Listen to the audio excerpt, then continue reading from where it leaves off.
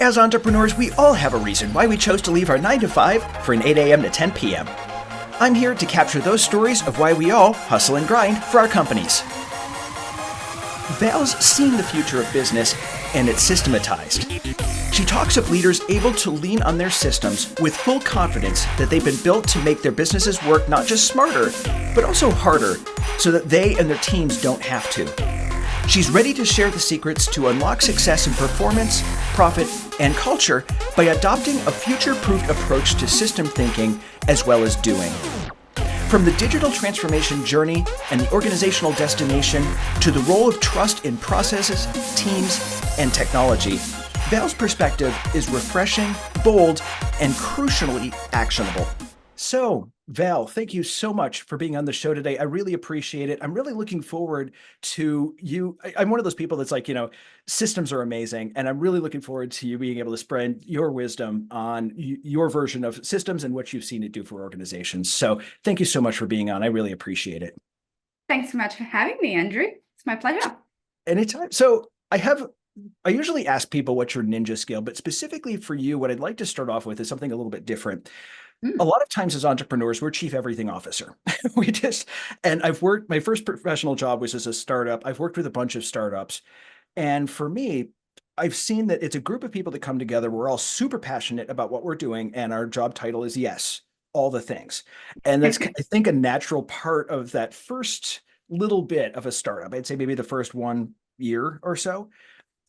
What specifically do you find as far as those startups are concerned? Where do you find that with your clients, they start saying, look, something's not right? Like, what are those indicators that show me I'm probably going to need to not just be this, chief of yes, everything? How do your people actually see that? Like, what does that manifest as? That's such an interesting question.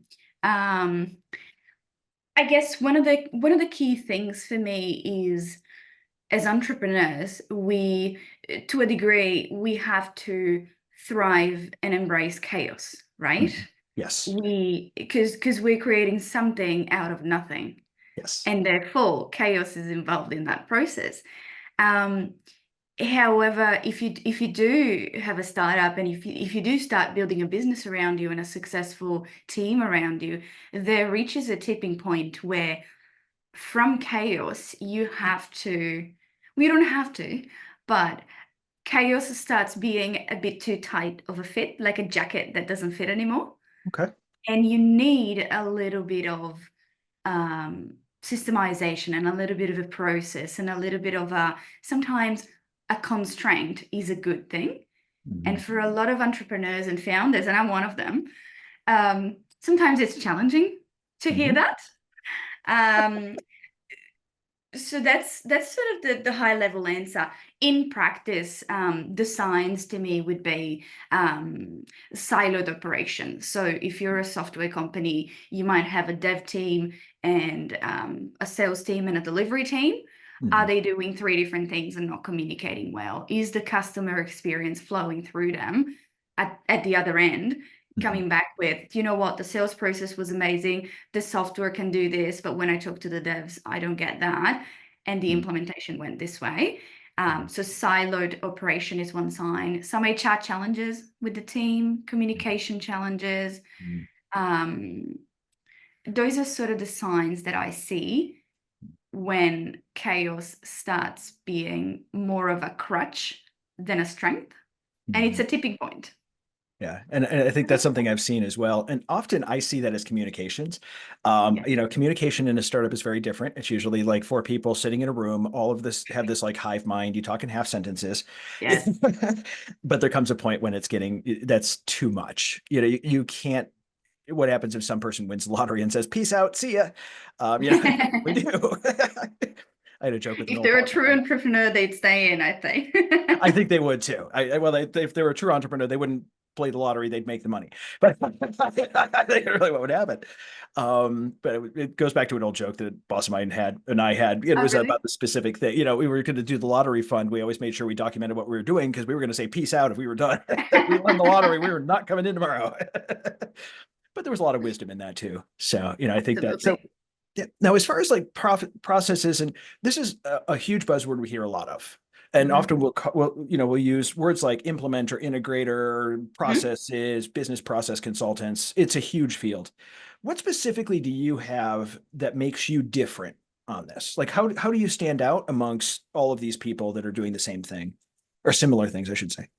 Yeah, yeah, 100%. I think all of us that do this have their own unique, it's like a recipe, right? Or a cocktail. Mhm. We all have our unique blend of life experiences and skills that take us where we are. Mhm. For me, it's that mix of being an implementer, being a doer, being able to see patterns out of that chaos. That's something I've always been able to do.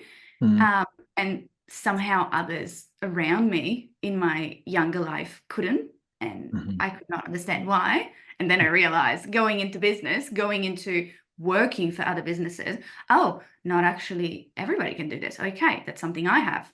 Um, but also I've been on the tools and I've been on the management side, so I have both viewpoints. Um, and I can be both the advisor that has the right answer when you need it. I can be the doer when you need a doer to get in and get the job done.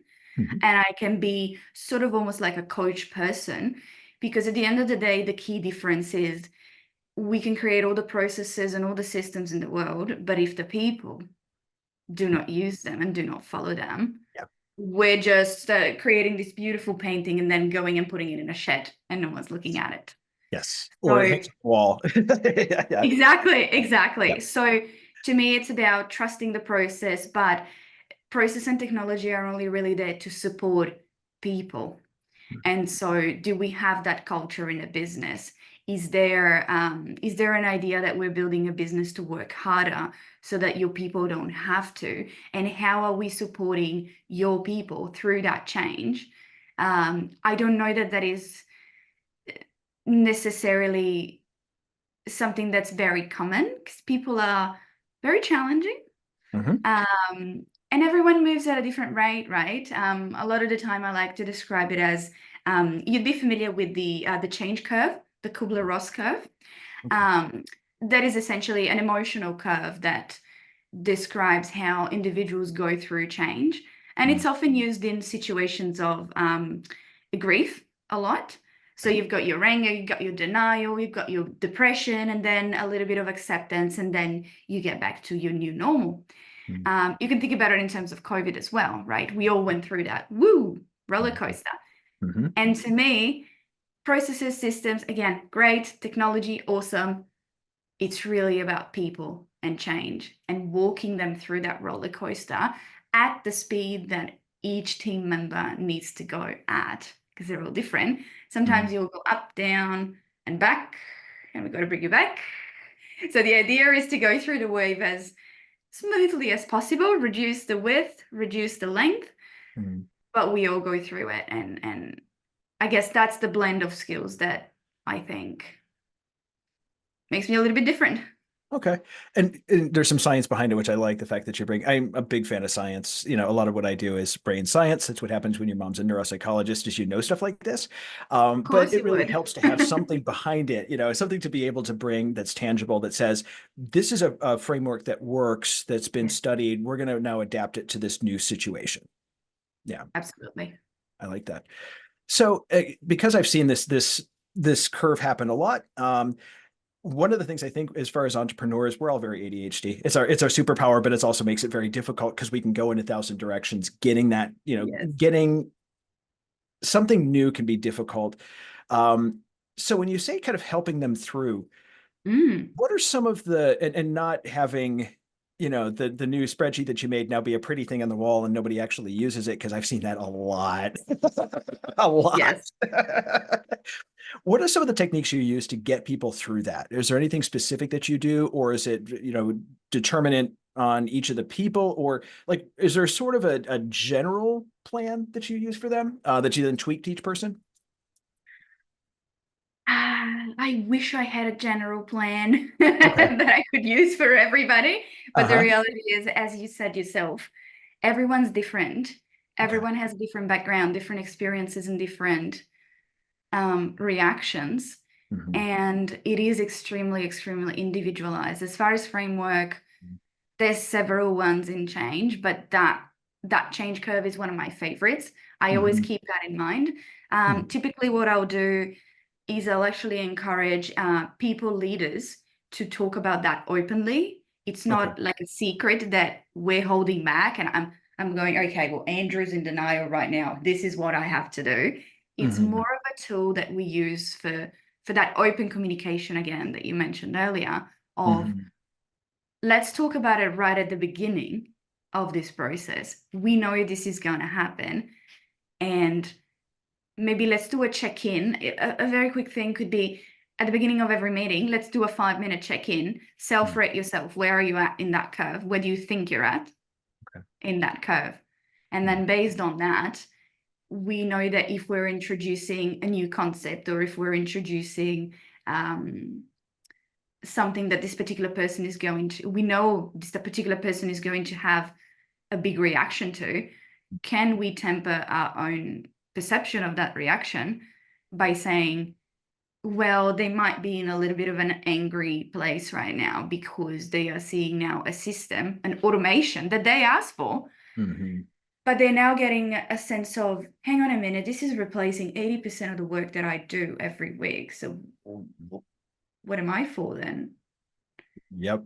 I think that's a big conversation in the space around AI. Is AI going to replace us? And I always say no, this is never ever going to happen. It can automate tasks, it can make our life easier. It is there again to support and make our work sustainable, but it'll never replace the magic that is in here. Yeah. And And so it's never going to replace you, but you will get that feeling even yeah. if you're the same person asking for the process to be created to save you that 80% of time, there'll be that little moment of, ooh, what do I do now 4 days a week? Mm-hmm. Yep. And I think as entrepreneurs, I we're used to change. I mean, we are used to being in a consistent state of discomfort. And so for us, it's sort of like, ah, crap, that's new. All right, what are we going to do? We tend to just be very resilient with that. With somebody who is dependent on somebody else, which is what generally a 9 to 5 is, you're dependent on someone Yes, else. It's very different. And it can be scary because you're not in control. I guess that's what I've seen a lot of people have difficulty with, especially when they start freaking out because there's change going on. 99% of the time, hmm, it's fear-based response, at least from what I've seen. You seen the absolutely. same thing as well? Yeah. Yeah. Absolutely. And sometimes really all that's necessary is someone that says, you know what, I get it. I see you. I understand what's happening. And remember when we talked about this, we knew it was coming. And the Mm-hmm. penny drops and they go, oh, yeah, I see. Still feel the fear, Mm-hmm. but it's somehow now placed into a little bit of a box. Mm-hmm. And you go, oh, okay, this is now happening to me. You told me this would happen to me. Whereas as entrepreneurs, if we do have that team of say maybe 20, 25, and we're implementing a new process, we just go like, right, I've Gonna do spent this. 8 hours last night to create this new process. I've now done it for you. Just go and get it done. Yep. Basically, here's my brain dump. Good luck with that. Yeah. Yes, And I have to say, make as it far as happen. exactly, right, right. And as far as AI is concerned, frankly, having seen a lot of the memes come out about Google's AI, the search algorithm, their search Mhm. AI that's supposed to help, but was telling to keep the cheese on your pizza, add glue. Yeah, I'm not quite sure we're at the point where it's ready to forget. It's either that AI is not at the point where it's ready to replace us, or Skynet is trying to thin the herd. I don't know which one it is yet, but yeah. But it's a tool that I use as well in AI. But it's yeah, from some of what I've seen, it's an amazing tool, but it's just not. It's not going to replace us. I don't think so. Not soon. No, no, definitely. I don't think it ever will. And right now, the use cases for it aren't really there in my opinion. I think we're about, it's like the early 90s with the internet. Yep. I mean, Yeah. I was really young then, so I don't necessarily remember that, but uh, there is the same feeling of this could do a lot, Yes. but what? Well, and And even internet sites back in the 90s, we still had the blink tag and weird stuff. I mean, it was awful. They looked like, a toddler's best attempt, really. Except exactly. for a few really good sites, it was Yeah, very different, yeah. exactly. And we had a lot more limitations too. So I think that's a great correlation that you said between the early internet and kind of being the very, very early parts of things. Absolutely. Yeah. So one of the things I always love to dig into, how did you get into this? Like, what is the series of events that happened that got you into systems and helping entrepreneurs implement those systems? Yep. Yep. Great question. So I guess part of my backstory is that I'm originally from Italy. Mhm, Currently I live in beautiful sunny Australia. mhm. And the series of events that led me here is I studied architecture Okay. and could not find a job. So I Mhm, said, okay, let's go traveling and see the world and figure out how to make this work. And I mhm, landed in Australia and absolutely loved it.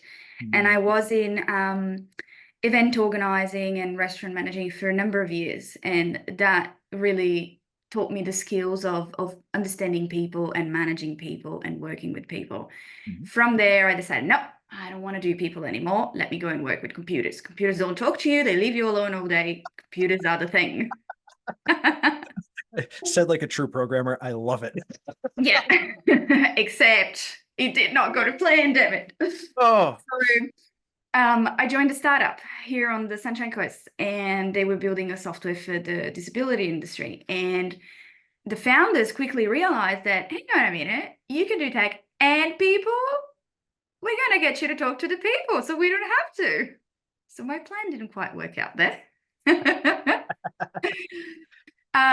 So I was with that amazing startup for a number of years again, and that really took me through that journey for the first time because I've always ever had jobs before then, Mhm, and that took me through that journey of this is chaos. mhm, We got to do something with that chaos. mhm. And then suddenly, here's the pattern. I now see the pattern. I see where all the pieces fit, and it's not just a big pile of Lego. It Yeah. is now, here's the red one and here's the blue one. Now we're building a structure and it's working beautifully. And now there's a system. And now we have a team and the business is growing. And that whole journey, that's something that I'd never ever been through in any of the other jobs that I ever held. Mhm, And I was just hooked. So when I got to the end, so to speak, of that journey for me personally, and in all the roles that I held, mhm, there was suddenly a moment where I was asked to take them through the ISO 27001 certification, which is, it makes sense for the role that I had time, but I mean, it's extremely, it's a hard slog. It's very technically exhausting and exacting. And I did not love it. I did it, but I did not love it. And um, we did have external help because it was that big of a job. And mhm, at the end of it, I sort of went like, I really love this journey that I've just been through of embracing the chaos and then creating the process and the system and the order out of the chaos and then having a machine that works. mhm. I want it again.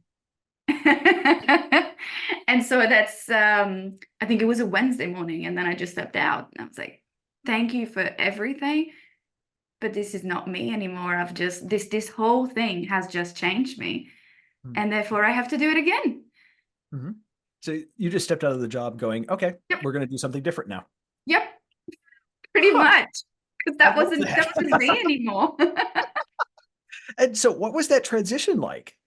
Because I think a lot of people Oh, really want to do what you did. And so I'd love to hear yeah. kind of experiences are the best way to teach people. I'd love to hear what that experience was, and Yeah, what went right, yeah. and what went wrong. Oh, 100%. So, you know what, I thought, I've done it once. You've done it once, you can do it again, right? Well, Hmm. doing it for yourself is slightly different. I will Hmm. say that. Just a bit. A couple of things are different. Um, it was it was a roller coaster. It still is a roller coaster. I don't know that. I mean, when it stops being a roller coaster, then I know I'm at the end of that journey and I need to start another one. There you go. Um, but recommendation. Look, I think probably having a plan before leaving your job would be something that I would recommend. Hmm. Um, I mean, I knew I had a certain set of skills and some ideas on how to put them to use. And Hmm. I also knew that I did not have the brain space to let them breathe Hmm. while I was in that particular role, because it was quite a demanding role. So if there is an opportunity to create space to think while maintaining an ongoing role, because that helps with having your rent and your food paid. Hmm. Um, I probably would recommend that. It takes off a lot of the pressure of having to figure it out. Yeah. But then again, a little bit of pressure is healthy to get you to figure out things. So, Mhm. I there's think, pros and cons to that. But at least at the beginning, I would recommend a little bit of time to step away, whether it is working 4 days a week and getting maybe a Friday, or using your annual leave to get the Friday off and going, okay, Friday and Saturday, I'm thinking about this new idea. Who is going to be the new me? What am I going to be doing? How is the business going to work? Create a business plan. To a degree, create a bit of a system, but then also embrace that chaos will follow, and that is totally okay for this phase. Mhm. Yeah, And that's, then having the self-awareness of realizing when is chaos not right anymore yeah. in this particular area, but it's okay in this particular area of the business, and being able to manage and hold in your hands both Mhm. situations.